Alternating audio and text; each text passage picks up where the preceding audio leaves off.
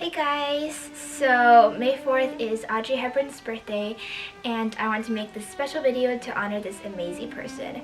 And in this video I will share all of my character arts for Audrey Hepburn and also talk to you about these films that goes along with these character arts and just basically share my love for Audrey, I guess. Yay! In this black dress that I got from my mom, and I think it looks good, like, you know, in breakfast at Tiffany's right here, which I don't do often because I usually just dress up as something casual, but it's a special occasion, so I'm wearing this black dress. So my story with Audrey, how did I fall in love with this amazing actress?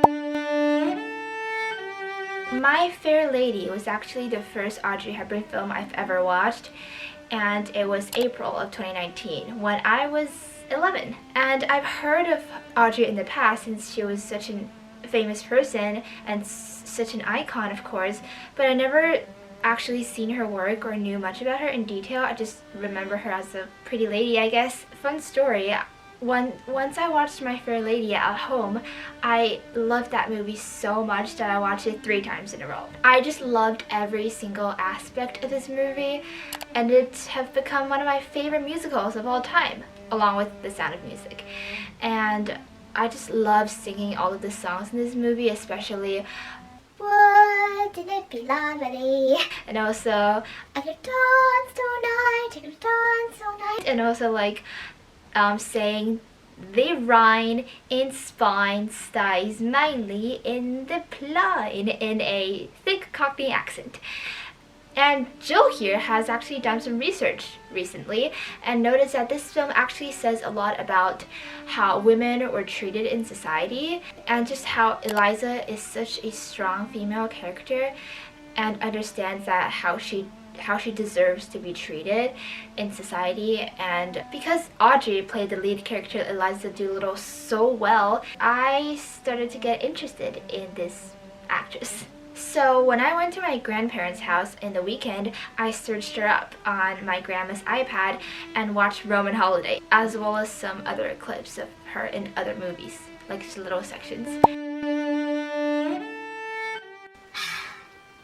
Roman Holiday. One of my favorite movies of all time, and is certainly one of my favorite works of Audrey as well. This film just contains so much warmth and happiness, and I would say that freedom is a huge idea in Roman Holiday, because seeing a princess that is usually so restricted from doing everything to being so free after meeting a news reporter is just, I mean, the story is just so fun. I just love the mouth of truth scene where Audrey, you know, like Joe said to like put your hand in the mouth of truth, and if you lie it will bite your hand off, and just trying to scare Audrey. I just love that. It's one of my favorite scenes in cinematic history. Well, now I can't wait to travel to Rome and to all the places that they've been to.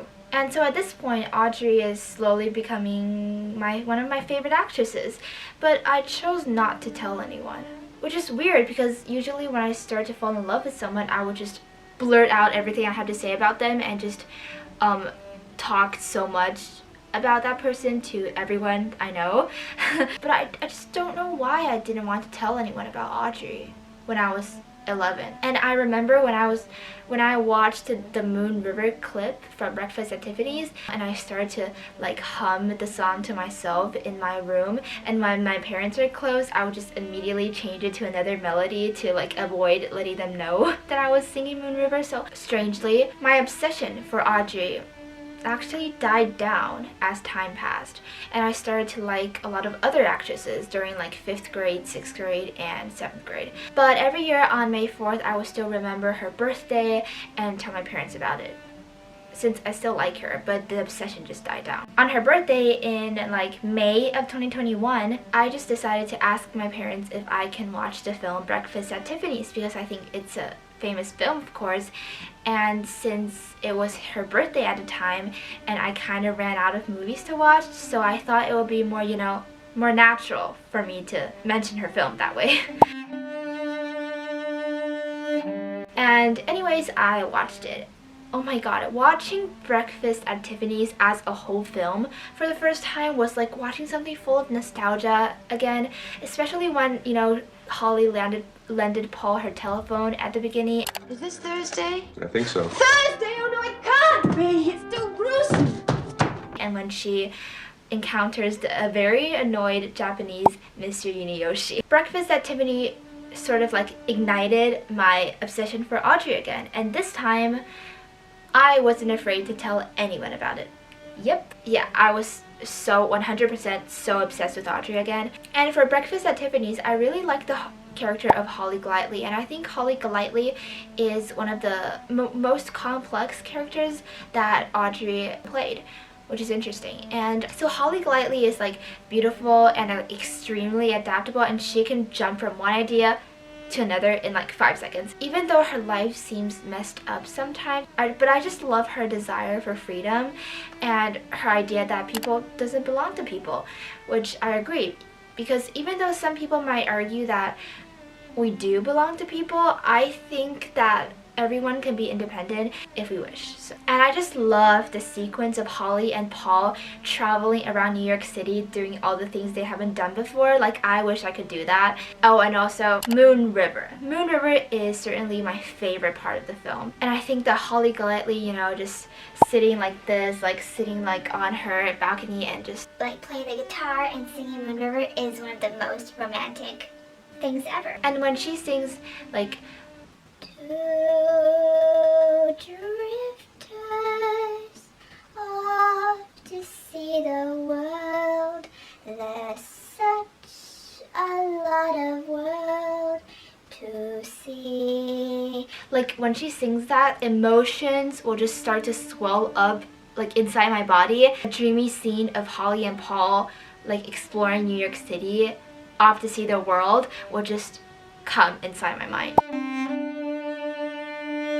So after Breakfast at Tiffany's, I watched Funny Face, which is another film that I had some memories on before I watched it as a whole. I can still clearly remember Audrey going to Dick Avery's red room, and when the light flashes on her face, I think that's one of the most beautiful Audrey moments ever. Funny Face is certainly one of the most beautiful films I've ever watched, and Joe, Audrey's character in the films, Joe's modeling sequence in Paris, like those scenes where she models in Paris, is still one of my favorite scenes ever, and that is not going to change. And her fashion photos, you know, Audrey in a black turtleneck, like come on, from this film is just one of the most iconic things ever. And I would say that Funny Face successfully made me obsessed with Audrey Hepburn even more. And so I continued to watch Audrey Hepburn films. So Charade is one of the most suspenseful films I've ever watched. Like, I was just so tense the whole time, and I was fully engaged in the plot, and like the plot twist completely blew my mind, and it's one of my favorite suspense movies of all time. And Sabrina is very sweet. I love the fashion design of Givenchy. War and Peace is such an epic film. The Nun Story contains some of Audrey's best acting, and How to Steal a Million is such a smart idea for the plot, and I love the fashion as well. So I watched tons of Audrey films after that, and I'm still looking forward to watch tons more. So I'm still looking forward to watch Korean Mansion with Audrey and her little deer IP. I think they're so cute. And you know, fun fact, my favorite Audrey Hepburn picture is this one with Audrey and her deer. Love an Afternoon, Paris When It Sizzle. Oh my god, I can already imagine how beautiful that can be. And also like some of her films that she did in her later years, such as like Always or like Wait Until Dark. So from this obsession that started in May of 2021, I also followed lots and lots of her fan pages and like saved so many of her pictures. I have like 100 something pictures of Audrey on my phone, and I have created like a whole album for her. And I also watched like all of her interviews on YouTube, and also went online and read her famous quotes that inspires me so much, and also drew pictures of her, as you can see here. And also I drew a page of diary for her. And she actually also inspired some of my original stories that I did.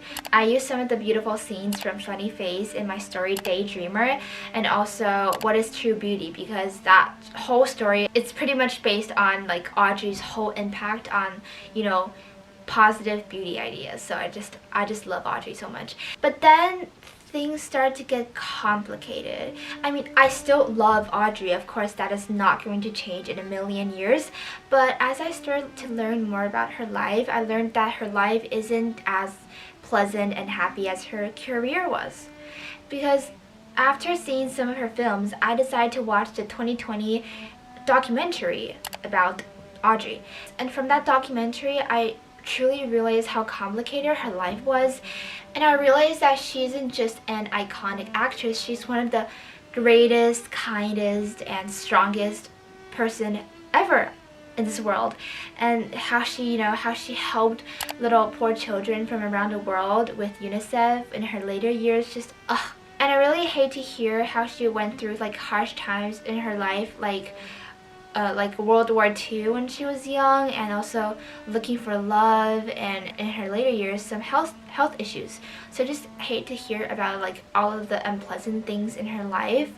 But I'm glad like how Audrey said, like when she looks back on her life, she will look at the pleasures in her life instead of the sadness, which is nice. And it truly brought tears to my eyes when I watched the video of Audrey's son accepting the Jean Hirschhold Humanitarian Award on her behalf in the 1993 Oscars when she's already passed away. And I have a reputation of never crying watching anything. Like I never cry watching movies or videos, so this is the first ever on-screen material that brought tears to my eyes. And Audrey is truly what she says, like her beauty only grows in passing years.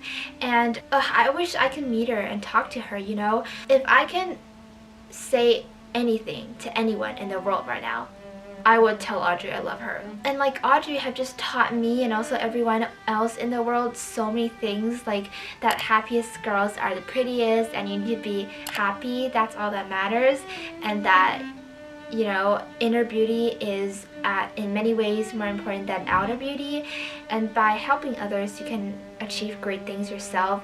Audrey Hepburn will live forever in our hearts, and now whenever I think of Audrey, I just feel both happy and sad at the same time. Happy birthday, Audrey, and this video is dedicated to the one and only Audrey Hepburn.